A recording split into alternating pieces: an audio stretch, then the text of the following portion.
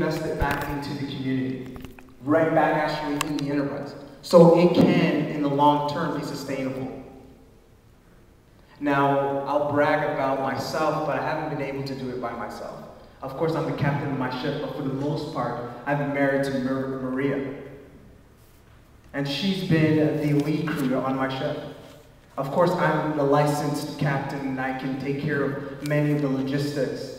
But she's been taking care of it. We've been married for 30 years, and she's been a great partner. And so she's been really leading our industry and what we've been doing. If you have some more questions, you can talk to me later. Thank you. Thank you, Mel.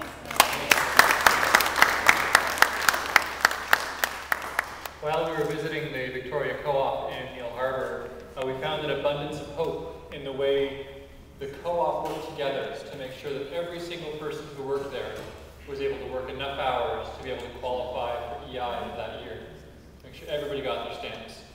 And even if that meant some of the senior workers had to take a few less hours to make sure some of the younger workers were able to be there, they gladly made that sacrifice to make sure the whole community was able to get their stamps and make it through another year. I know you just heard Calvin's story, but we gained a lot of hope talking to Calvin and his wife Maria.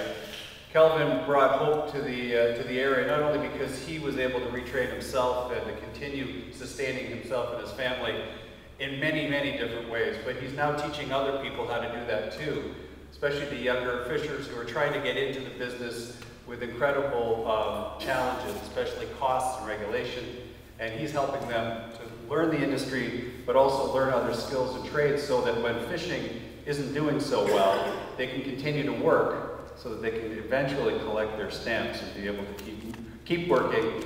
And the hope for these people is to stay in their homes, to stay in their area.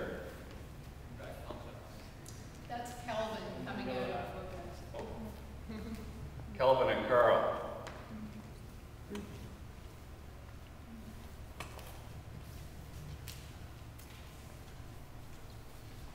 Hi, my name is Sheldon.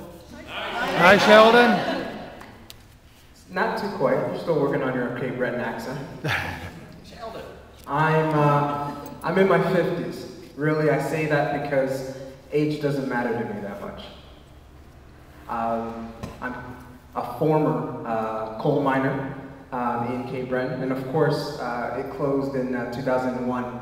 And we made sure right before our retirement that we took some years off beforehand in order for some of the younger miners can get their pension.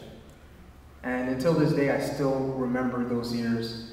But those years weren't as tough, you can say, as the ones prior. And I would be ashamed to talk about my story without talking about the stories of the other people in my community.